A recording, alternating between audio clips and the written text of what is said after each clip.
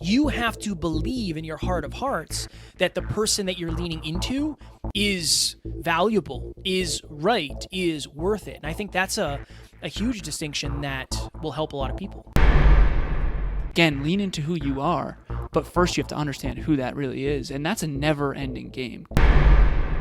Next Level Nation, welcome back to another very special, as always, weekly live Next Level You podcast for week number 86, how to lean into who you really are. I know very early in this journey, I was afraid, for a long time, I was afraid to say I was a bodybuilder. When I was a bodybuilder, I was afraid to tell people that I trained martial arts early on because I thought people would judge me or say that's dumb or you're probably not that good.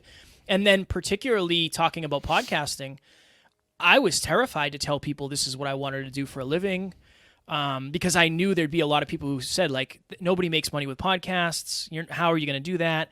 So that was this is honestly one of my earliest struggles. And I think sometimes, Alan, you and I could lose sight of how comfortable we are being who we really are. I think a lot of people struggle with that, and that's why we want to do this episode.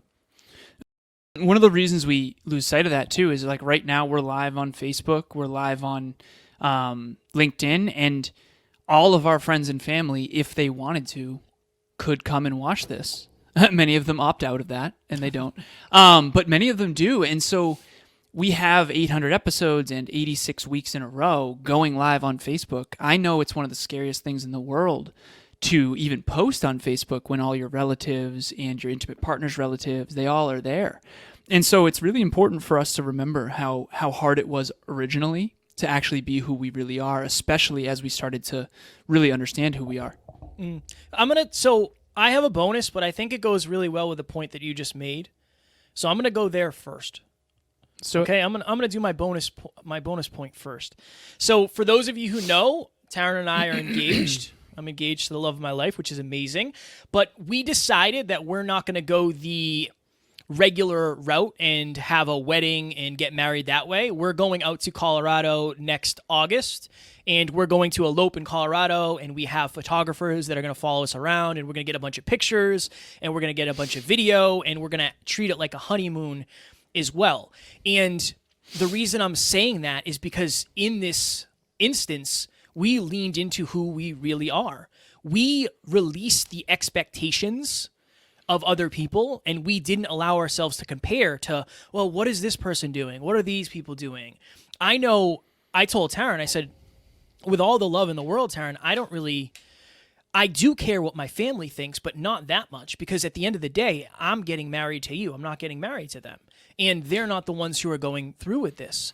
So I think one of the most important things in everything we're going to talk about here today is if you want to lean into who you really are as a human being, you have to release the comparison and release other people's expectations, because you have to believe enough in what you're doing. Right? We went and looked at a venue. It was like $30,000. That is a lot of money for one day when we're going to Colorado for like a week and a half, and it's not going to cost us anywhere near that. You have to believe in your heart of hearts that the person that you're leaning into is valuable, is right, is worth it. And I think that's a huge distinction that will help a lot of people. So the first point that I have here is you can't lean into who you really are until you first understand who that actually is. One of the stories that I actually want to tell, it's not the one that I had planned on, but Emilia and I were talking recently about the holidays, and I actually read her an article last night that I wrote back in 2015. I wrote a bunch of articles on LinkedIn, and back in 2015, I wrote this article called What the Holidays Can Teach Us About Ourselves. And basically, it was an article about Christmas. And while I love Christmas, a lot of it is very commercialized. A lot of it is bad for the environment. And a lot of people are basically in the article. I'll give you the thesis quickly. The thesis was this. I like the holidays because you spend time in gratitude and with family. And it's a pause to reflect on your life and to redesign your life. What I think is frustrating is that we spend, 28 days stressed out, rushing around, trying to buy gifts, all this stuff. And so basically the thesis is we spend 28 days of stress for 2 days of enjoyment. and the ROI, return on investment, isn't there from my perspective. The reason I read Emilia that article is because she and I have our own home now, and she agrees that she's always been called sort of maybe a Scrooge or a Grinch because she always had a different perspective on what the holidays should look like, and she wants to keep them very simple. She doesn't want a whole big thing. Sort of like you and Taryn with the wedding. It's like you guys want to do it your way. You want to create your own rule book. And so, again, you can't lean into who you are until you first understand who that is. Emilia and I are going to lean into who we are now that we have our own home. We're going to figure out what we want to do for Christmas. And the way we do that is we're going to reflect on what she asked me, like, what did you love about Christmas? I loved the breakfast. We always had a huge breakfast with eggs and bacon and pancakes. And I'm like, well, let's do that. That's still something we can incorporate. So the key to leaning into who you really are is first reflecting on your past to understand who that actually is. I want to do mine kind of in order because I think one ties into the next. So Alan and I kind of went through like a spiritual learning phase where it was the 7 Spiritual Laws by Deepak Chopra, Metahuman, Untethered Soul. I went through this phase where it was like, I want to connect more with my intuition. I want to connect more with the universe. I want to understand the law of attraction. I want to understand all of this at a deeper level. And there was some people very early in my journey who I wouldn't share that with. I wouldn't just come out and say like, yeah, I'm really trying to hone my intuition. There's certain people I would share that with, like Alan and, my certain other friends. But I think early in your journey, you have to start communicating it with people that you really trust. You have to communicate these parts of you that people don't know yet, right? If you're going to lean into yourself, you have to first admit it to yourself and understand, like Alan was talking about, but you also have to do it with people that you trust. If I just came out to a bunch of people and said, hey, I'm really, really trying to hone my spirituality and the law of attraction, and I'm trying to figure out how to tap into my intuition, there might have been people who either didn't understand that, they might have tried to make me feel wrong for that, and I wouldn't have built up the reps and been able to adopt that as my identity to actually get through that when I started telling other people. That's an important one for me, Alan, because I think you and I, as we continue to lean more and more into who we are, it's the people closest to us who I don't want to say test it with, but it's the people closest that we start doing it. Like when you and I started talking about business, you got to be more business Alan around me. And then I think that allowed you to be more business Alan around other people. I was able to learn business as business Kev, and now I can be more business Kev around other people. And then like analytically, you helped me level that up. So I think you have to really lean on your reference group because those are the people who know you and they love you, and they're probably going to be way more positive about you actually leaning into who you really are. Again, people love you for who you are, right? And sometimes when you change and you start to make that shift and people see that, they're afraid they're going to get left behind. So make sure you share these things, particularly in the beginning, with people who are abundant around you and people who want to see you the happiest, most fulfilled, most aligned version of yourself, because they'll actually applaud this, not try to pull you back from doing it. And the thing here is too, and again, Kevin mentioned this, people love you for who you are now or who you used to be. We were on an interview earlier today with Liz. Elizabeth, what's her last name again? Earnshaw, I believe. Okay, Elizabeth Earnshaw. And she was talking about how any group that from your past wants you to be like you used to be so that you fit into the group. Because if you change and evolve, that means the group has to change and evolve, and that can be uncomfortable. So it's not always personal. But it's very important to understand that everyone in your life loves you for who you used to be and who you are now. They don't necessarily know who you aspire to be. Real so quick, if you Alan? Okay, yeah, go ahead. I was going to say, I wanted to add to your point that she also mentioned that you tend to, when you're around a certain group of people, you tend to revert to the version of you that you were in that relationship. So that's another important thing is sometimes you have to start leaning into who you are, do it long enough so it locks in before you visit old rooms where you might revert to, these are the people I used to drink with, so I don't really feel comfortable going there yet because I haven't practiced being sober for long enough or whatever that may be for you. 100%. And that's a good analogy too. Like for me, when I first started quitting drinking, I would try really hard to stay out of the old rooms where there was a lot of drinking, not because those old rooms are bad people, but because I didn't trust in my own ability to stay sober around alcohol yet. Now I would have no fear of that whatsoever. But that's only because I'm coming up on 3 years sober now. Okay, so again, build the emotional muscle and the resilience of who you're leaning into, who you are behind the scenes with people you trust who are growth-minded and open-minded. If they're not open-minded, that's probably a mistake. The next point that I wrote down is you've got to consistently put yourself in rooms that value who and what you are. And this goes hand in hand with what Kevin just said. So the example that I have for this is book club. I actually told book club this on Saturday. This past Saturday, we were on book club, and we just finished The Art of Impossible. It's right behind me, and it's a book by Stephen Kotler. We interviewed him on episode 602. The reason I know that is because we referenced it earlier and then looked it up. But basically, I told book club a story. I think it was Megan in book club who basically said, like, thank you so much for creating this because I feel like I found my people. And I know you're going to talk a little bit about that as well. And I ended up getting pretty emotional saying, like, thank you guys for all coming because here in book club is where I get to fully lean into who I am. You know, reading a book called The Art of Impossible, and the last chapter that we went over is literally called All Together Now, and it's basically a checklist of how to design your life to go and achieve the impossible. To be able to, like, geek out and nerd out over a book on how to achieve the impossible, for me, is like a dream come true. And so the point is, book club is a room that values books. If I were to bring The Art of Impossible to the next, to a club or to a bar, most people just wouldn't care. Not because, I'm bad or me loving books is bad, but because I'm in the wrong context. And one more quick point I'll make about this. Again, you've got to consistently put yourself into rooms that value who and what you are. I remember we have a team member from Italy, and Alessandro told me, he's like, Alan, just so you know, no one from Italy knows who Tom Brady is, so you use him as an example a lot. Obviously, he's someone I look up to in terms of his consistency and work ethic and leadership. But he's like, just so you know, no one in Italy even knows who that is. And I remember thinking to myself, like, Tom Brady giving a speech on work ethic in Boston, although now that might be bad, in Florida, would be very, very valued. But in Italy, no one would even know nor care.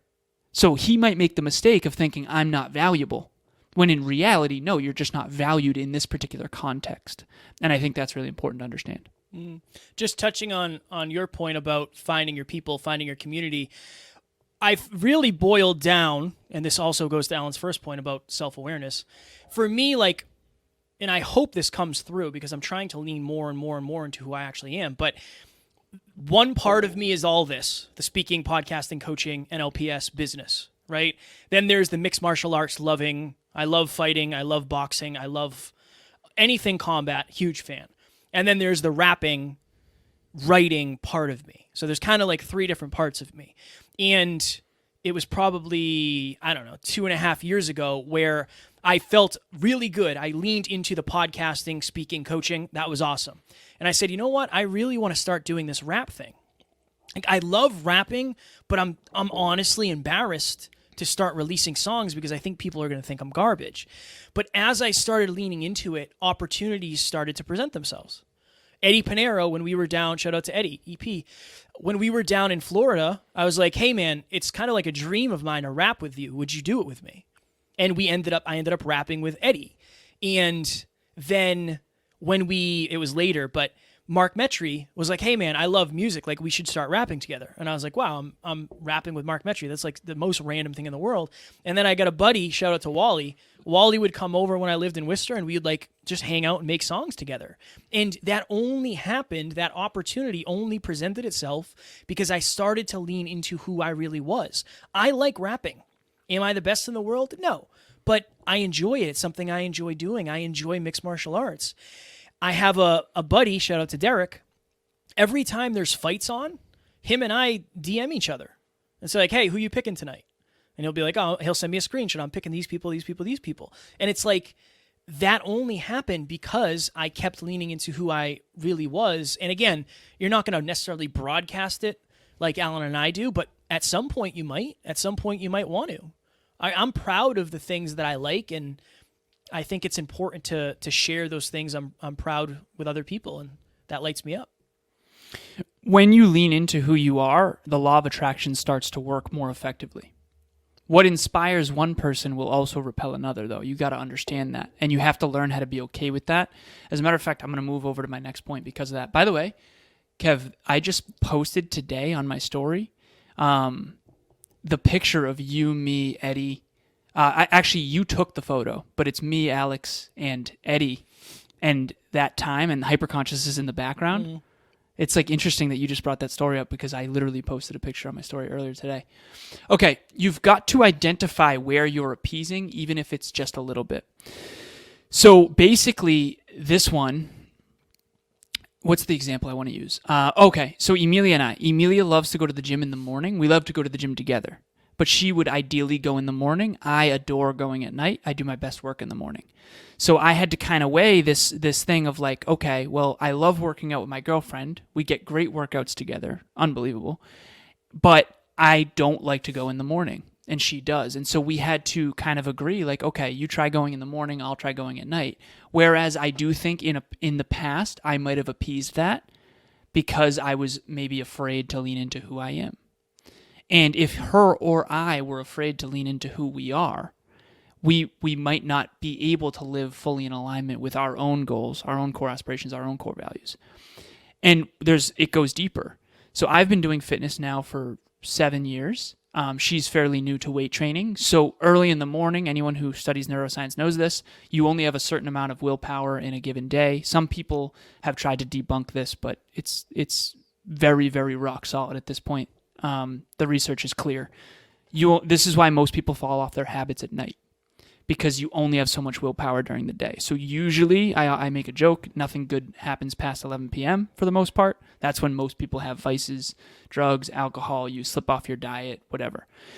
The reason why is because it's kind of like your iPhone battery. When you're using it all day to make decisions, it's called decision fatigue. Basically, what happens is you run out of battery and you can't make good decisions in the tail end of your day.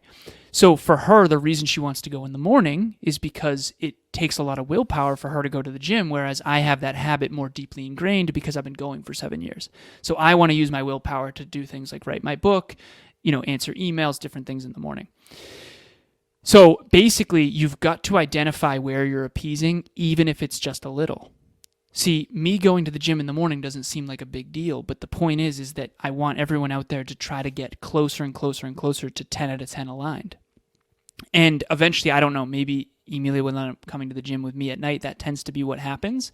But I knew for me it was a hard no for a gym in the morning because I've tried so many times to do that, and it just does not work for me. How do you drive to 5? What's the process of driving to 5 with something like that? You both have the courage to explain your position, and you and I do this in business all the time, constantly. We do it with the team members too. As a matter of fact, we did this earlier, Kev, with a name of a software, the app that we're going to come out with. But anyways, so basically you each figure out what your truth is. You explicitly communicate that vulnerably and truthfully. You try to communicate the merits of that. And then you can ask, like 0 to 10, how important is it to you to go to the gym in the morning? And if they say 10 out of 10, then it's like, okay, it's not aligned for you to piggyback on my workout in the evening. And then it's like, okay, well, how important is it to you to go at night? It's like, well, 10 out of 10, right? Very rarely is there not a happy medium. And honestly, I think what will probably end up happening, and I'm not sure, but I'm okay with it either way. I love and adore going to the gym with Emilia. I hope she ends up coming in the evening. I just know for myself, the way we're operating in business right now, it's going to be very, very hard for me to sustain going to the gym first thing in the morning when I need my willpower for some of the other things that we're doing. Hey guys, my name is Jacob Valdellon, and I just finished Next Level Group Coaching. When I joined, I wasn't sure what I was walking into. But during the entire course and the program, I figured out it's not something that I wanted to do, it's something I needed to do. They helped set me on the right path with learning how to do PPTs, peak performance tracking, and every 2 weeks I was gaining new awarenesses and getting a lot more happier, first of all, in my health, wealth, and love, but also winning more practically and tactically in business. So if you're looking to, upgrade your life and get to that next level, definitely sign up for that group coaching. I love it. I love the morning. Yeah. I do. I'm just a morning person. All right, next one. And I'm curious to get I don't think it'll probably be the same for you, but when I left my job, and I remember telling my mother and my grandmother, like, hey, I'm not doing that anymore. And I remember my grandmother said, like, oh, cool, where are you going to apply? And I was like, I'm never going to work for somebody else again, ever. I'm not going to do it. I will never punch another time clock again. And I remember, and again, I do want to preface this. My family's super supportive, and I'm very grateful for that. But my grandmother couldn't understand. She's like, what do you mean? Like, what do you mean you're not going to go work another job? Like, how are you going to make money? And I was like, I don't know. We're going to figure it out. I don't know. And my mom said the same thing, but she was very supportive. I know that right now we're trying to transition people to full-time on the team. And there's been and there's going to be some pushback from people's families because, you're going to work for a podcast. Like, what does this mean? How are you getting paid? Like, how does any of this work? So one thing, again, particularly early, is when you're leaning into who you really want to be, who you really are, prepare for feedback in advance. Because I'd love to say that it's going to go best case scenario and everybody's going to be the most supportive and they're going to understand and they're going to lift you up and they're going to say, oh, I'm so proud of you. I wish it was that way. And for some people, it will be. But there will be people who doubt you. There will be people who don't like you leaning into who you really are. I mean, you and I have people in our lives who leaned very much into who they are, and they ended up losing family members over it. So it might happen, but you have to prepare for the feedback in advance. So part of who I am is a fairly stubborn individual, and when my mind is made up about something, I tend to just stick with it. So, and I've helped Taryn with this. When I'm setting a boundary, I just say it at the very beginning. Of, okay, I have to be out of here. Like, Alan, I do it with you all the time. Like, hey, I got to be, after the live podcast, I'm done. I can't do anything else after that. So the person I want to be is somebody who says they're going to do something and does it. I want to be somebody who has strong boundaries. But I go in with the understanding that might anger some people. The feedback that I might get is like, well, why can't you stay? Like, can't you just stay a little bit longer? No, this is my point.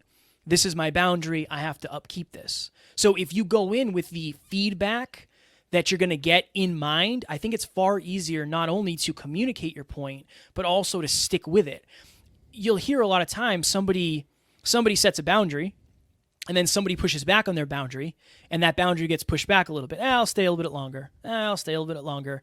And then you end up leaving there disappointed because you didn't lean into who you really want to be. So understand the feedback that you're going to get in advance. That way you can prep and prepare to get through it.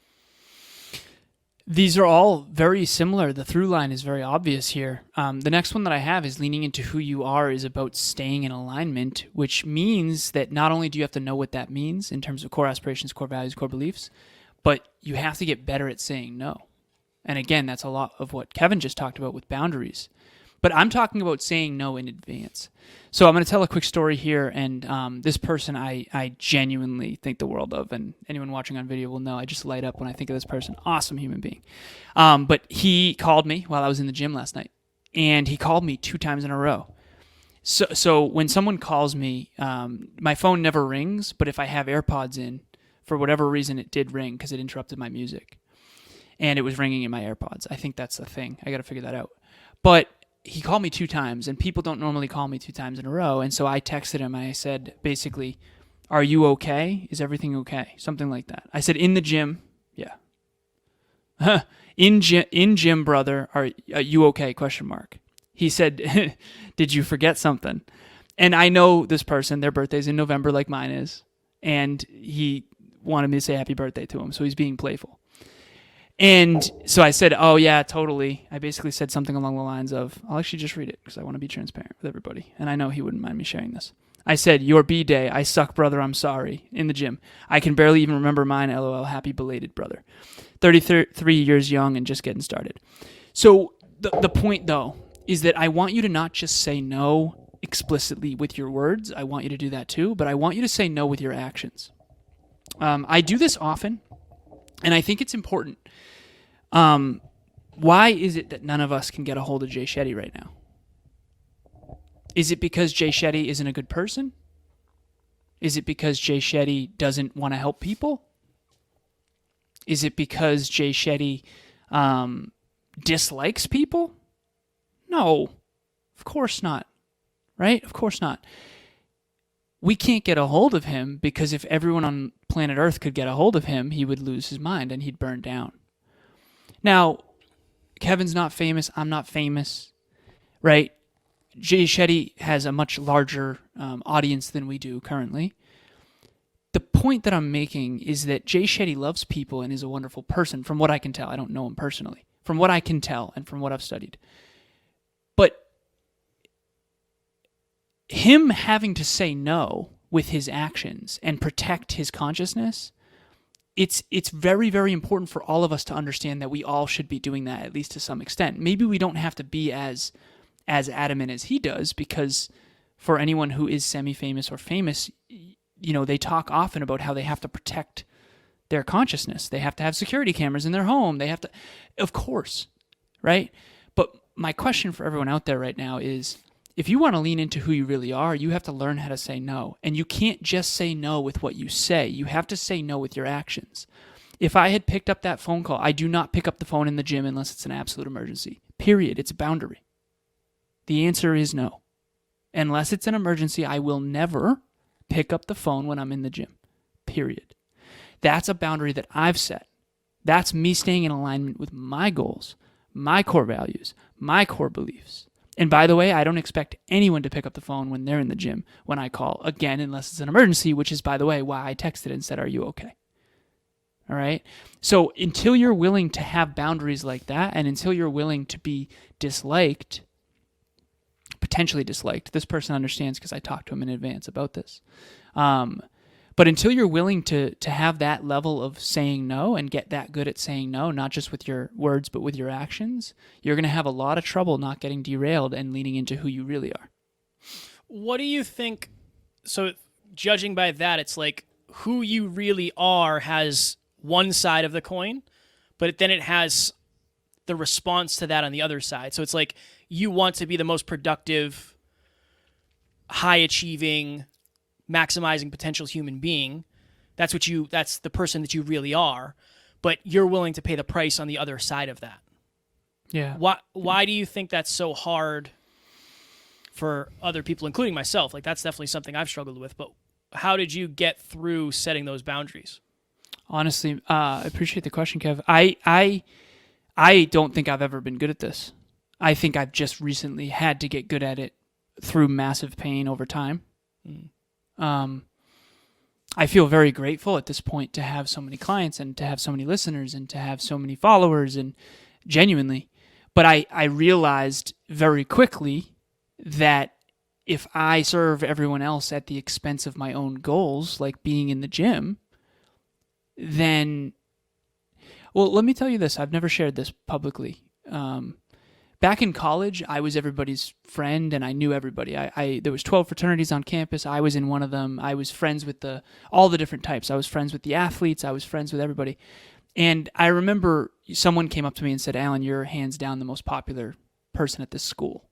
And whatever, whether or not that's true, it was definitely a lot of people knew me. My name was Laz, so anyone who was at WPI at that time would know that name. Whatever. The point is I learned the downside of that very quickly because I was at every party and I was friends with everybody, but it really burnt me to the ground. It was very hard for me to graduate with high distinction and to get good grades when I was trying to be everything for everyone. And so I think I learned from a very young age that that's a losing game. And through massive pain, I created those boundaries and learned how to say no. I've never naturally been good at saying no. I'm getting better and better and better at saying no over time because I have to. And I think the other thing too is, and you said you were going to use this as an example. I don't think you were, judging by your points, but Taryn, Amy from the team, and I went to breakfast on yesterday. Was it yesterday? Wow.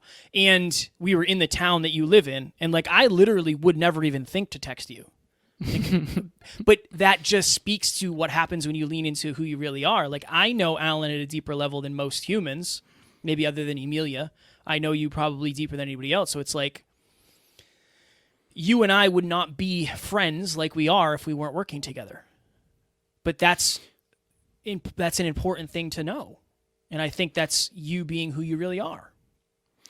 I think that I remember one time, and this will be beautiful. One time you and I were talking and prepping for a podcast interview, and you basically said, Alan, I just don't think you value friends as much as other people.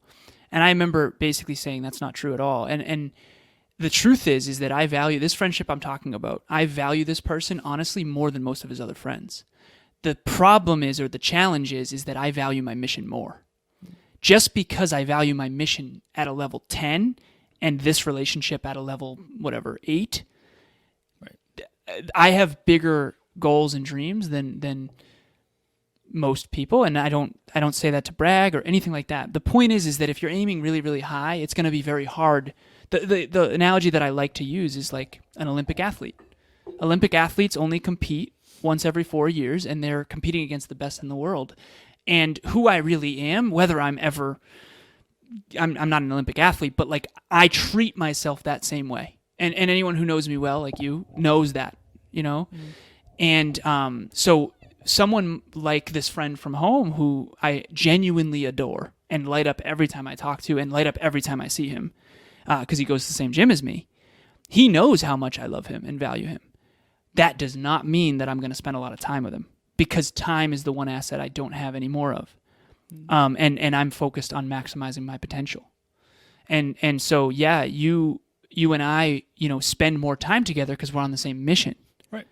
And that's a very natural, beautiful thing, just like how much Amy and I spend time together because we work together. So, I consider the NLU team, my family in many regards. And I think at the end of the day, this, again, is about leaning into who you really are. I am, and I was gonna wait to tell this story, but I'll do it quickly.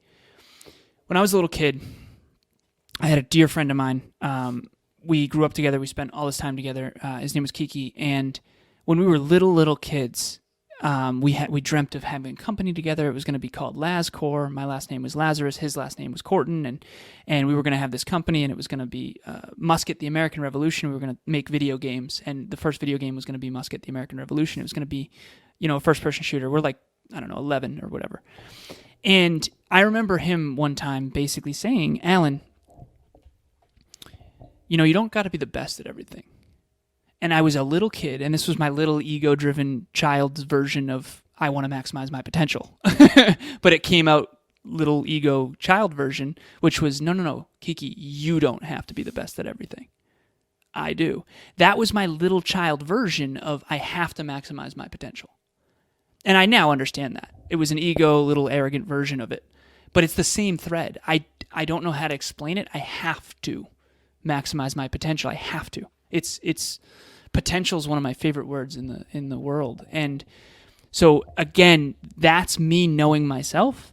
For anyone out there listening or watching, this isn't about Kevin, this isn't about me, this isn't about Kiki. This is about you knowing you so well that you understand that life is about trade-offs and decisions. And you have to trade off some of the things that are less aligned if you want to live the most meaningful life possible. I don't know what it is for you. I don't. Okay? But you do. Or at least to some extent you do. And I bet you if you look at your past, you'll understand, okay, that's my thing. Whatever your thing is, find it and go all in on it, because you can spend the rest of your life trying to appease. I spent a lot of my life appeasing, and I don't want that for anyone, because at the end of the day, when Kevin was suicidal and I got in that car accident, it was not as meaningful. It was a regret feeling and not a fulfillment feeling, and I want fulfillment for everybody. So this last point I have is appropriate because we got a email from Dave Meltzer's team, and we're going to go back on Dave's show, or I don't know if it's LinkedIn but for those of you who don't know, we've been on Dave's LinkedIn Live, it's been like all LinkedIn Live like 20 times or something, and we've been on his show, his podcast a bunch, which is amazing. But I'll never forget, we were in the basement studio of Alan's mother's house in the basement, and we were early coaching with Dave. And I remember we were on the phone with Dave, and I was like, all right, this guy's net worth of $150 million. I got to ask him about some money. Like, what are we doing here? What are we asking about the future? I got to ask him about some money. And I remember I broke rapport because I don't remember exactly what I asked, but I asked about money now. And he basically said, like, Kev, you shouldn't even be thinking about that right now. You should be thinking about how to get better. And I was like, that's honestly the worst advice I've ever heard in my life. I have like $200 in my bank account. I need to think about money now. But I realized very quickly that if I could understand my unique strengths and weaknesses, I could lean into who I really was. So Alan and I talked about it, and Alan said, so you're more of a short-term thinker than I am. I'm a long-term thinker. We were able to take that and use that and put me in charge of getting more clients and making more money in the business. So me leaning into who I really was, somebody who's a short-term thinker, somebody who is motivated more by the day-to-day, helped us both. It helped the business. Now, it doesn't mean I'm not focused on being more visionary and being more long-term and delaying gratification, because that's something I'm definitely working on. But when you realize a strength and a weakness, you can help yourself lean into who you really are. And now that's like my favorite thing in the world, and I'm in charge of the money because that's how I think. That's just something that it motivates me. There's something empowering about admitting that you like something and then finding a way to get it. Like, I like cars more than Alan. We were in Florida a couple months ago, and I said, how many cars are you going to have? And he's like, I don't know, man. Like, whatever ones drive me. And I was like, okay, that's pretty cool. And he's like, how many cars are you going to have? And I said, I want to have like 12 probably. Like, I'll probably have a lot of cars. I like cars. That's just the way I am. So that helps me lean into that. Now, last point on this. Alan and I have been trying to model people that we look up to. Like, we're looking for role models, and we've kind of struggled to figure out, like, who do we want to model after? And after those conversations of, well, you know, I like nice things, I like nice cars, I like fighting, I like views, I like sunsets, I started following Ed Milet, because Ed Milet loves cars, he loves money, he loves UFC and mixed martial arts. He's a speaker. He's a podcaster. He's a coach. So leaning into who a bodybuilder, leaning into who I really am allowed me to find people that would actually help me get there faster. And I think if you can lean into who you really are, the people, places, things, and ideas will present themselves to you, because you'll actually be able to see them and then take action on them for potentially the first time in your life. Very, very last point, and this is kind of a side tangent, but Kevin and I did some calculating earlier of what would happen if we grew by 0.1% for the next 47 years. 0.1% per day for the next 47 years. Obviously, it was my, the short-term thinker that I am, it was my idea to do this. It was his idea. But anyway, so if again, the numbers thing, that I've been leaning into that too, and Kevin and Emilia have been helping me with that. And at one point, when we found out that Kevin was more certainty driven around money and more short term thinking around money, yeah, Dave didn't like that, but like Evan Carmichael loved that, right? And so we actually made, for a time, he's now CFO of our business, but like for a time, and by the way, that's for a reason, because you leaned into your strength. Now you're CFO, which is in charge of the profitability of the business. And I'm CEO, which is in charge of the vision and the future. And so it needs to be that way. And then Alessandro, operations, COO. So like he's very, very tactical and robotic in that sense, not in a negative. But we're all leaning into who we really are. And then you've got Crystal, who's in charge of love, connection, and culture, and making sure everyone feels supported and connected. And it's like, I wouldn't be that great at that. Alessandro definitely wouldn't be. Nothing against him, but that's not his strength, right? So for a time, we actually made Kevin in charge of short-term profitability. We took that jeffing of Dave saying, Kev, that's not good, and then decided to flip it into something good. And we wouldn't be here if we didn't make decisions like that. So again, lean into who you are, but first you have to understand who that really is. And that's a never-ending game. Constantly contemplate who you are and who you aspire to be. You got to say it. I got to say it. Constantly contemplate. You want to do some Q&A, or maybe you want to hang, order pizza? I'll swing on down. What about a movie? I want to do some Q&A. But first, you got to go to the bathroom. I got to go to the bathroom real quick. Oh, I'll be right back. Let me bring Amy in so we can talk about Alan behind his back.